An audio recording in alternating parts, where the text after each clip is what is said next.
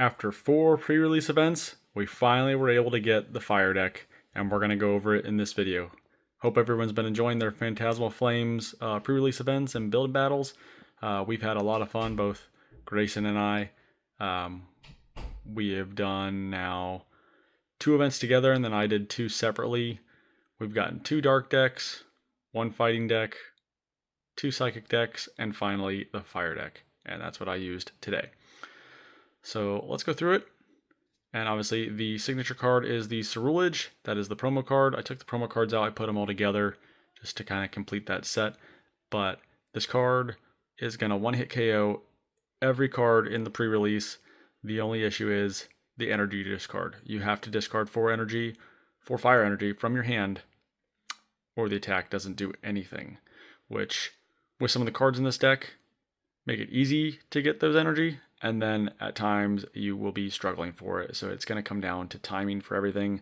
You have to be very efficient with your energy usage. You don't want to be essentially you don't want to be attaching if you don't need to. Save the energy in your hand. Ceruledge attacks for 1 energy, so you can always attach for turn if needed. But I would not stick any energy on any other card other than Ceruledge if you don't make any changes to this deck. I did make several changes to this deck for the pre-release today, but we'll just go over the base deck. We went 2-1 today. We went against another fire deck. We went against a dark deck, and we went against a fighting deck. And actually, I was able to beat the fighting deck, and that one is the one that is tough for the fire deck. I was fortunate enough to only have to KO, I think it was like 2 of his Pokemon, or 3. Getting all 4 would have been difficult. But I was able to KO 3, and that's all he had on the active and bench. So that made it significantly easier. I didn't have to deal with all 3 Flygons. I only had to deal with 2, and then the Gligar. So still very fun. It came down to the wire. We went ahead and played a second game, and I literally won on my last card. I drew my last card, and it was an energy recycle or retrieval, and I was able to pull 2 energy from the discard pile and put in my hand and take the final blow. So very cool. But let's get into this fire deck. So we've got our Ceruledge, of course, Charcadet, Ceruledge line, and then I think this deck comes with like 18 fire energy. Fire Breather is a must, obviously, to get all those energy. And because this deck has very few basics, I ran into other fire decks. They didn't make any changes, and they mulliganed several times, which helped. The one that I played in the first round, he mulliganed like 3 times. So I added a couple basics. This is one of them. Obviously Hilda to get an energy and Ceruledge. Energy retrievals, going to be very important cards. I got 1 Ultra Ball in there just so I could search for something. If I really needed a basic Pokemon, that's pretty much what I used that Ultra Ball for, was to get an extra basic on the bench in the event. I only had nothing on the bench. 2 Fire Breathers. I added Moltres as a basic. It's a good thick basic to start off with. I really didn't use it for attacking. It was really just to make them go through something while I could stash up energy.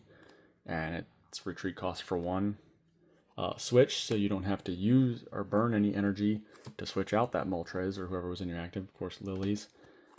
2 energy retrievals, so that's good for 1 attack with Ceruledge. And then with the rest of the energy in the deck, you should be able to make your attacks happen. Okay, so it looks like I added 2 Moltres, and you're going to see the Jumbo Ice Cream. So the changes that I made to this deck, I actually pulled a Mega Lopunny, so I wanted to run that. 1, it's a nice card to be able to switch in and 1-hit KO something with its first attack. And 2, it doesn't require me to discard energy to do any decent damage, so I have these in there because of that. Obviously, they'll make no good with the with what's currently in this deck at the moment. 3rd energy retrieval.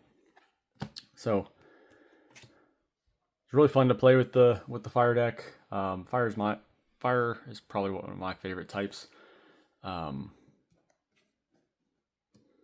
Definitely the fire deck requires some timing and luck. and very strategic thought on where you're using your energy and what you're KOing, with those attacks. And then obviously think about how much damage your opponent can also do to you. So if you have to wait a turn, sometimes it might be good to, maybe switch something in to take that damage and let them take that out. I would say out of all the decks, this is definitely the one that is most difficult to play or to get wins because of how much energy you're having to discard. You go through your deck very quickly. Luckily, you're only playing 4 prize cards. If you were playing 5 or 6 prize cards, it definitely wouldn't happen in a 40 card deck. You would deck out every time. The fighting deck definitely has the advantage over this deck because of how much it makes you draw by every time you take out a Flygon, every time they play a Flygon. It's a pretty even match against the Psychic and Dark decks. Just those decks seem to get benches filled very quickly, which you don't really have to worry about because you can only fight, take on one at a time. But it does give them multiple options to hit back, and since Ceruledge only has 140, it's KO'd by Zacian once you take a prize, and it's also KO'd one hit by the Crocodile. When you take something out, it will retaliate for 200 plus damage for 1 energy. So against the Dark deck, that's not a problem. If you can keep that 1 prize lead advantage over them, then you're constantly going to be trading prizes, and as long as you're the one that takes the first prize, you're going to win. But I would say if you got the fire deck, make some changes. Hopefully you get a Mega and its base form to put something in there that can attack pretty nicely without having to discard energy. Even if you pulled the Charizard, I wouldn't say that's a good match for this deck because it takes so many energy to charge up. The only way you'd run the Charizard is if you also got the Oricorio in the same build and battle box, which would be insane, but that would be the only way I'd play the Charizard in the pre-release. It just takes too long to charge up. So pre-releases, very fun, very good way to play if you're new to the trading card game.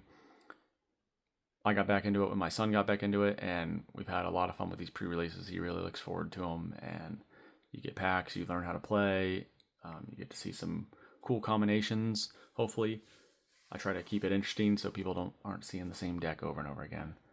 But drop comments down below. How'd you enjoy your pre-release? What'd you pull? What was your best pull? And how'd you do in your pre-release events?